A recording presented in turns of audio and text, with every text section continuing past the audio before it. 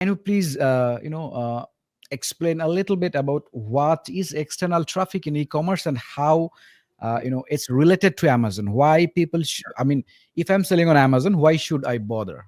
Yeah, I mean, Amazon values external traffic more than anything. They're willing to pay for it, and they pay for it on multiple sides of their marketplace, right? So on the creator or the folks that are actually driving external traffic to Amazon, Amazon Associates is the largest affiliate program in the world. It's been around since 1996, which is actually Yeah. crazy.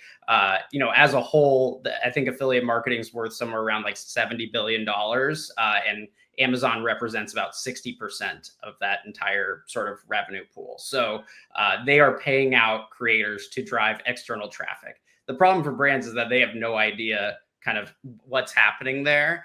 And for brands, there's been new technologies in place to kind of help facilitate them driving their own traffic to Amazon.